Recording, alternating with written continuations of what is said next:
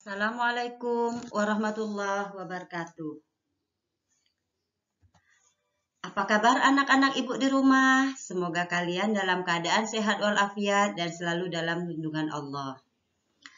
Nah, kita bertemu lagi pada mata pelajaran Al-Quran Hadis di semester kedua pada pertemuan yang kedua. Nah, pertemuan yang kedua ini kita masih membahas tentang ayat-ayat yang berkaitan dengan tasamuh.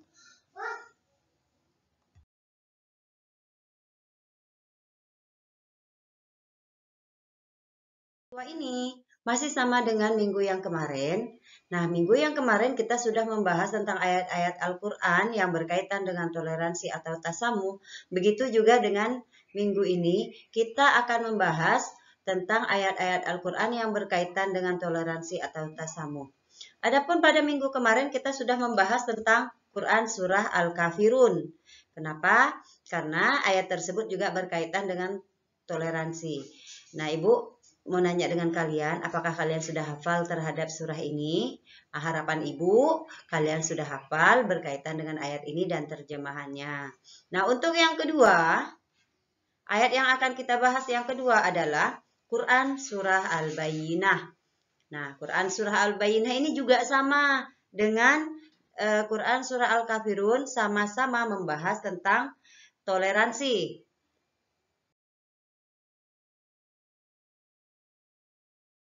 Yang berkaitan dengan tasamuh atau toleransi adalah Quran Surah Al-Bayyinah. Nah, Quran Surah Al-Bayyinah ini termasuk surah yang ke-98 di dalam Al-Quran, yang mana diturunkan setelah surah At-Tolaq. Nah, surah Al-Bayyinah juga termasuk surah Makkiyah yang terdiri dari 8 ayat. Kenapa dia disebut dengan surah Makkiyah? Karena surah Al-Bayyinah diturunkan di kota Mekah. Dinamai surah Al-Bayyinah atau dinamai Al-Bayyinah atau bukti yang nyata karena diambil dari perkataan Al-Bayyinah yang terdapat pada ayat pertamanya. Nah, ini merupakan pernyataan dari ahli kitab dan orang-orang musyrik bahwa mereka akan tetap dalam agamanya masing-masing sampai datang Nabi yang telah dijanjikan. Nah, ini merupakan asbabun nuzul dari surah Al-Bayyinah. Karena pada masa itu, orang-orang kafir Quraisy atau ahli kitab itu, mereka tidak mau menyembah kepada Allah sampai mereka mendapatkan bukti yang nyata yang dijanjikan di dalam kitab mereka. Siapa yang dimaksud dengan bukti yang nyata, yakni utusan dari Allah.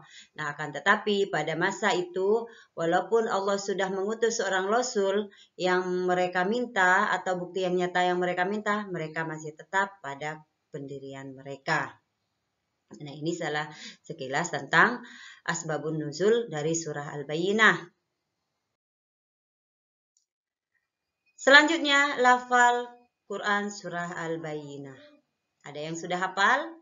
Harapan ibu, anak-anak ibu itu sudah hafal terhadap surah Al-Bayyinah ini. Mungkin sekilas kalau kita lihat dari surah ini agak panjang. Tapi jika kita berusaha untuk menghafalkannya, insya Allah hafal. Sekarang kita baca sama-sama ya.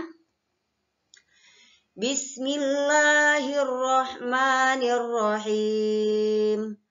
Lam yakunil ladzina kafaru min ahlil kitab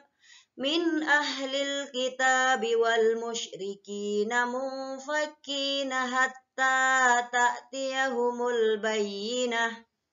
Rasulun minallahi yatlu suhufan mutahharah fiha kutubun qayyimah wa ma tafarraqal ladzina utul kitab وَمَا تَفَرَّقَ الَّذِينَ أُوتُوا الْكِتَابَ إِلَّا مِنْ بَعْدِ مَا جَاءَتْهُمُ الْبَيِّنَةُ وَمَا أُمِرُوا إِلَّا لِيَعْبُدُوا اللَّهَ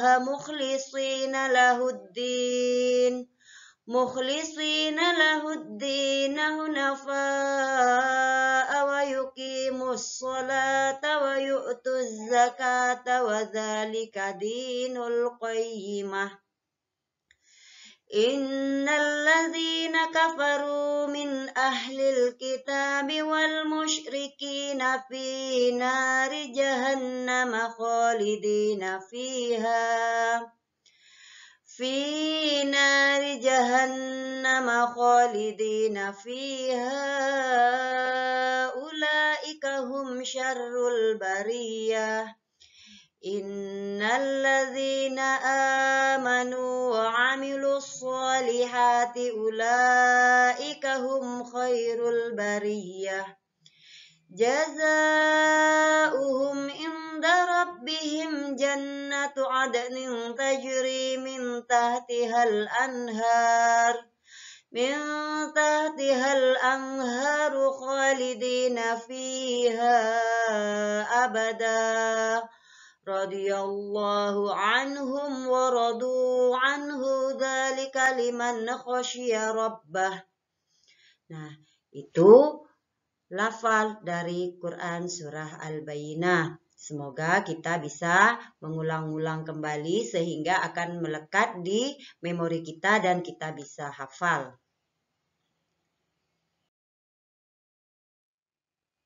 Selanjutnya, terjemahan Quran surah Al-Bayyinah. Nah, terjemahan dari Quran surah Al-Bayyinah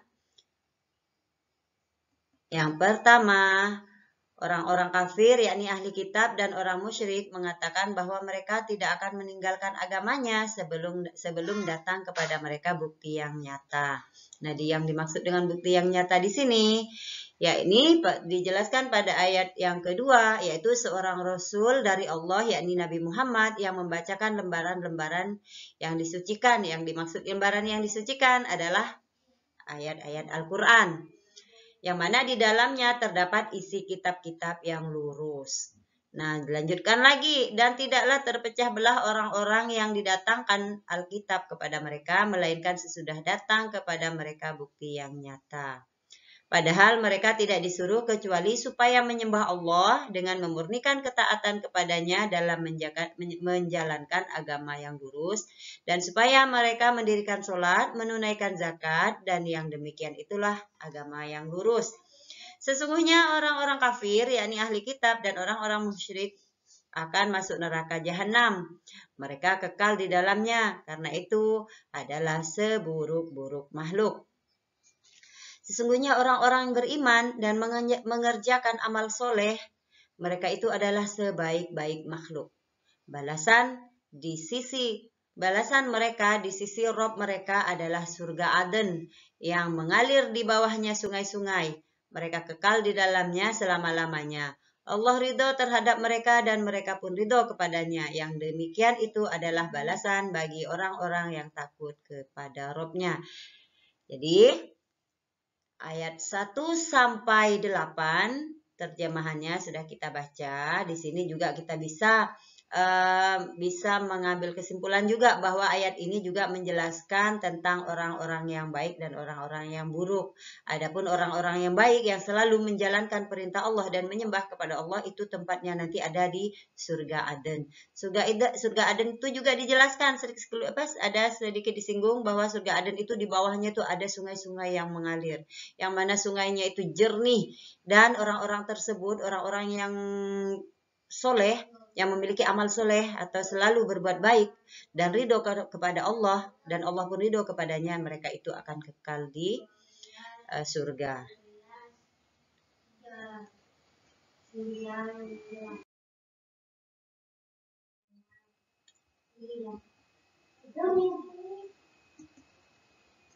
Isi kandungan surah Al-Bayyinah. Nah, kandungan surah Al-Bayyinah ini menceritakan tentang keteguhan hati ahli kitab dan orang musyrik untuk tidak menerima ajaran Nabi Muhammad. Nah, ahli kitab, yang dimaksud ahli kitab adalah orang-orang Yahudi dan Nasrani, dan yang dimaksud dengan orang musyrik adalah para penyembah berhala dan api, baik dari masyarakat Arab maupun non-Arab. Dari orang Arab ataupun non-Arab ya. Nah, yang dimaksud Mujahid mengatakan bahwa mereka mungfakina. Yang disebut dengan mufakina ini adalah tidak akan meninggalkan, yakni orang munfakin. Mereka tidak akan meninggalkan agama mereka. Ya, artinya mereka tidak akan berhenti sehingga kebenaran tampak jelas di hadapan mereka. Nah, demikian pula yang dikemukakan oleh Qatadah, hal ini merupakan sikap fanatik bagi mereka dalam mempertahankan keyakinan mereka. Meskipun sudah datang apa yang diminta mereka, yakni bukti yang nyata. Nah, apa balasan bagi mereka yang tidak mau meninggalkan agama mereka untuk menyembah Allah? Nah, balasan bagi mereka adalah neraka jahanam, yakni neraka yang sangat panas. Sedangkan orang-orang beriman karena mereka menerima ajaran Nabi Muhammad, beramal soleh, serta selalu ridho kepada ketentuan Allah, maka orang-orang tersebut akan diberi balasan, yakni surga Aden. Nah, sebagaimana yang dijelaskan dalam surah Al-Bayyinah ayat yang ke-8 bahwa surga Aden itu di bawahnya ada sungai-sungai yang mengalir. Indah dan tidak akan bisa dibayangkan oleh kita seperti apa surga itu. Dan mereka akan kekal di dalamnya selama-lamanya. Karena kenapa? Karena mereka adalah sebaik-baik makhluk. Semoga kita salah satu umat yang berada golongan dari sebaik-baik makhluk tersebut.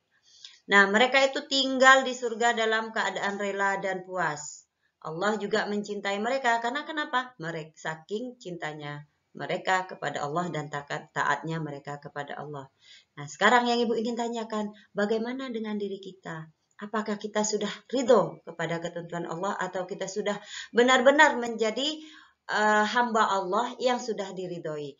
Nah, jawabannya ada pada diri kita. Harapan Ibu kita semua berada pada golongan orang-orang yang disebut, yang dikategorikan sebaik-baik makhluk. Amin ya rabbal alamin. Nah, itu sedikit dari kandungan surah Al-Bayyinah. Bisa dibaca di buku lagi ya kalau memang masih ada yang tidak paham. Selanjutnya, keterkaitan isi kandungan surah Al-Kafirun dan surah Al-Bayyinah tentang membangun kehidupan umat beragama dalam fenomena kehidupan sehari-hari. Nah, surah Al-Kafirun dan Al-Bayyinah, keduanya mempunyai hubungan yang erat dan saling melengkapi. Surah Al-Kafirun ayat 2-5 menjelaskan tentang kewajibannya memiliki sikap istiqomah dalam beragama. Nah, sikap istiqomah ini tidak mudah terpengaruh atau tidak mudah tidak mudah terprovokasi oleh hal-hal yang akan membuat kita berubah pendirian. Nah, keyakinan yang sudah bersemayam dalam hati dan merupakan pilihan kita harus kita perjuangkan dalam segala kemampuan, dengan segala kemampuan dan kekuatan. Apa yang sudah kita miliki sekarang, harta yang paling berharga adalah hidayah dari Allah. Nah, itu yang bisa memperjuangkannya dan bisa mempertahankannya hanya diri kita. Keyakinan yang telah menjadi pilihan sentiasa dipupuk dengan memperdalam ilmu agama. Nah, salah satunya memperdalam ilmu agama apa? Yakni kita memilih pendidikan, salah satunya memilih pendidikan yang di mana di dalam lingkungan pendidikan itu lebih banyak mempelajari agamanya. Itu salah satu. Kemudian, sehingga keyakinan itu tidak mudah goyah oleh pengaruh dalam bentuk apapun. Bahkan keyakinan tersebut harus kita bela meskipun nyawa yang menjadi taruhannya. Karena kenapa? Hidayah itu sangat-sangat mahal. Tidak semua manusia di muka bumi ini Allah berikan hidayah untuk menyembah kepadanya. Memang benar, kullu mauludin yuladu alal fitrah. Sesungguhnya manusia yang setiap manusia yang dilahirkan yang dilahirkan ke muka bumi itu dilahirkan dalam keadaan sudah memiliki fitrah, yakni fitrah dalam menyembah Allah. Akan tetapi orang tuanya yang membuat mereka bisa menjadi Majusi atau Nasrani. Akan tetapi ketika kita sudah diberikan hidayah seperti ini, dan sudah memperjuangkan hidayah tersebut, memperjuangkan apa yang sudah kita miliki, dengan sekuat tenaga kita harus memupuk hidayah tersebut atau memupuk apa yang sudah kita yakini itu agar kita tidak mudah terpengaruh dengan hal-hal yang menyebabkan kita terombang-ambing dalam hal hidayah tersebut. Ibu yakin anak-anak ibu semuanya insya Allah semuanya baik-baik semua dan sudah bisa memahami mana yang baik, mana yang buruk ya. Adapun keterkaitan dari surah ini sama-sama berkaitan dengan sikap toleransi atau sikap saling mempertahankan dalam akidah.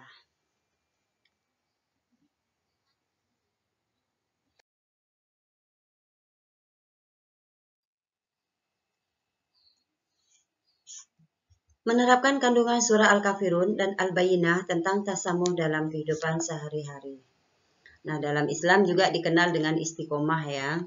Nah, ada dua istilah tentang sikap istiqomah atau fanatik dalam Islam. Jadi yang pertama istiqomah. Di dalam Islam itu ada yang namanya istiqomah. Nah, istiqomah adalah keteguhan hati. Dan yang kedua, ta'assub atau fanatik buta. Yang dimaksud dengan fanatik buta ini adalah sikap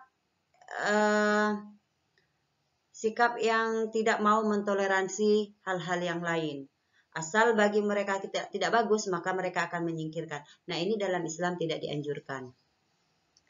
Karena kenapa? Dalam Islam yang dianjurkan adalah keteguhan hati saja, bukan ta'assub. Yang dimaksud ta'assub di sini adalah orang-orang yang tidak mau memberi, tidak mau melaksanakan toleransi atau tasamuh. Ini ada pada kalangan orang-orang yang fanatik buta. Misalnya, mentang-mentang tetangga kita bukan orang satu keyakinan dengan kita, maka mereka memusuhi tetangga tersebut. Nah, itu namanya ta'assub. Tapi jika istiqomah, sikap istiqomah yang dianjurkan di sini adalah kita memiliki keyakinan, walaupun kita berbeda dengan tetangga kita tetap melaksanakan yang namanya toleransi atau tasamuh. Itu yang dianjurkan dalam Islam, yakni yang istiqomahnya. Sikap istiqomah dan tasamuh dalam beragama harus dapat diwujudkan dalam kehidupan sehari-hari. Nah, sikap tasamuh yang dianjurkan dalam surah Al-Kafirun dan Al-Bayyinah adalah yang pertama, mempertahankan keyakinan sampai akhir hayat. Keyakinan yang ada pada diri kita, itu harus kita pertahankan sampai akhir hayat kita. Jangan sampai ketika kita dilahirkan dalam keadaan Islam, kita matinya di luar Islam. Nah, itu na'udzubillah min dzalik, semoga kita dijauhkan. Nah, kenapa? Keyakinan yang ada pada diri kita wajib kita pertahankan sampai akhir hayat. Yang kedua, yakin hanya agama Islam yang benar dan diridhoi Allah. Sebagaimana firman Allah, Inna dina indallahil Islam. Sesungguhnya agama yang dimuliakan di sisi Allah adalah agama Islam. Nah, jadi harus yakin sebenar-benarnya bahwa Islam adalah agama yang benar dan diridhoi oleh Allah. Yang ketiga, tidak menjual keyakinan dengan keuntungan dunia. Tak sedikit yang kita lihat demi harta seseorang menjual agama atau menggadaikan agamanya. Contohnya, ketika seseorang itu sudah akil baligh dan sudah bisa tertarik dengan lawan jenisnya dan mereka udah waktunya untuk menikah, tak sedikit seseorang itu mencari pasangan, dilihat itu dari materinya bukan karena agamanya. Sehingga kadang walaupun tak satu keyakinan dengan kita menggadaikan agama kita demi kehidupan yang senang di dunia saja. Terus ada juga beberapa orang yang terlilit hutang atau tidak termasuk fakir miskin, diiming-imingi harta sehingga mereka menggadaikan agamanya. Nah, itu juga tidak diperbolehkan di dalam Islam ya. Jadi, tidak menjual keyakinan dengan keuntungan dunia. Kalau kita membayangkan dunia hanya sementara, akhirat itu selamanya, maka kita tetap akan mempertahankan apa yang kita yakini sampai sekarang. Dunia boleh kita kejar, akhirat juga boleh jangan sampai kita lupakan. Karena kenapa? Ada yang namanya keseimbangan antara dunia dan akhirat. Nah, sebagaimana yang disyairkan oleh beberapa ulama dalam sebuah syairnya yang bunyinya, "Ikmal li dunyaka ka'annaka ta'ishu abadan, wa'mal li akhiratika ka'annaka tamutu qadan." Apa artinya? Artinya adalah bekerja untuk duniamu seakan-akan kamu hidup selamanya. Tapi jangan lupa bekerjalah, bersemangatlah untuk akhiratnya seakan-akan kita esok akan mati. Nah, jadi dalam Islam itu dianjurkan juga untuk bersemangat dunia dan akhirat. Umat Islam juga tidak diperbolehkan untuk miskin. Karena kenapa? Kemiskinan rentan menggadaikan keyakinan. Oke, semoga anak-anak ibu semuanya dalam keadaan lindungan Allah. Selanjutnya, belajar hadis tentang tasammuh. Oke, hadis tentang tasammuh. Yakni yang pertama berbuat baik kepada sesama. Nah, manusia ini termasuk makhluk sosial yang mana mereka tidak mungkin di dunia ini akan tinggal sendirian. Karena kenapa? Ketika mereka dihadirkan ke muka bumi, mereka ditakdirkan oleh Allah melalui perantara seorang ibu, maka tidak akan mungkin mereka sendiri hadir ke muka bumi. Jika kita pernah membayangkan seandainya kita sendiri di dalam hutan sendirian, bagaimana dengan kehidupan kita? Maka tidak ada yang namanya sikap sosial. Nah, sehingga di dalam Islam kita dianjurkan untuk berbuat baik kepada sesama. Karena kenapa? Belum ada sampai saat ini manusia itu ketika diciptakan, dihadirkan ke muka bumi, hadir dengan sendirinya dan mati menguburkan diri sendiri. Makanya dalam Islam dianjurkan untuk berbuat kepada sesamanya. Dari Ibnu Amr radhiyallahu an, Bismillahirrahmanirrahim, an Abi Amr radhiyallahu anhu anna Rasulullah sallallahu alaihi wasallam qala khairu ashabi indallahi khairuhum li sahibihi wa khairul jirani indallahi khairuhum li jari. Nah, sebaik-baik sahabat di sisi Allah adalah yang paling baik di antara mereka terhadap saudaranya, dan sebaik-baik tetangga di sisi Allah adalah yang paling baik di antara tetangga mereka. Jadi, orang yang paling baik itu adalah orang yang paling baik terhadap temannya dan kepada tetangganya. Yang kedua, toleran menciptakan kedamaian. Nah, ini berkaitan dengan toleransi. Toleransi karena kenapa? Toleransi itu adalah salah satu sifat unggul Nabi Muhammad. Sehingga dijelaskan di dalam hadis tersebut. Dari Ibnu Abbas radhiyallahu anhu, Rasulullah bersabda, pernah ditanya oleh seseorang, agama manakah yang paling dicintai oleh Allah? Maka Rasulullah pun menjawab, agama yang lurus dan mengajar dan tasamuh atau yang toleransi. Karena kenapa? Rasulullah itu sikap toleransinya pada masa beliau itulah yang paling unggul, sehingga Rasulullah itu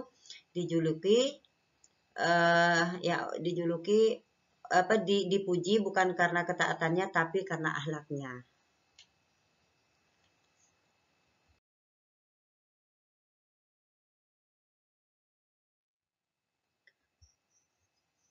Hikmah tasamuh dan istiqomah dalam kehidupan sehari-hari. Nah, di antara hikmah dari tasamuh adalah yang pertama, kehidupan masyarakat yang rukun dan damai. Karena dengan bertoleransi akan tercipta kehidupan yang rukun dan damai. Yang kedua, dengan bertoleransi atau bertasamuh, keamanan dan ketentraman hidup antara sesama anggota masyarakat itu akan tercapai. Karena kenapa? Kita akan saling menjaga kedamaian antar umat beragama. Yang ketiga, terpenuhinya hak-hak setiap anggota masyarakat. Jadi, dengan bertoleransi dan bertasamuh, hak-hak masyarakat itu akan terpenuhi terutama dalam hal beragama. Karena kenapa? Dalam Islam diperbolehkan menjalankan agama masing-masing. Selanjutnya, hikmah sikap istiqomah adalah Yang pertama, memiliki keyakinan yang kuat sehingga mantap dalam menjalankan perintah agama. Kalau kita memiliki sikap istiqomah, maka kita akan tidak mudah terpengaruh kepada ajakan atau bujuk rayuan oleh agama lain. Yang kedua, tidak mudah goyah dengan godaan dalam bentuk apapun. Karena kenapa? Karena kita sudah memiliki keyakinan yang kuat dengan keistiqomahan yang tidak mudah dipengaruhi. Yang ketiga, memiliki harga diri sehingga diperhitungkan oleh lawan. Jadi ketika kita memiliki sikap istiqomah yang kuat, maka orang lain tidak akan mudah memberikan pengaruhnya kepada kita. Jadi harapan Ibu untuk kita semua adalah kita tetap menjaga toleransi dalam kehidupan beragama dan bermasyarakat, dan jangan lupa istiqomah selalu kita jaga dan disiplinkan dengan sebaik mungkin. Karena kenapa? Dengan memiliki sikap istiqomah, insya Allah kita akan selamat dunia dan akhirat.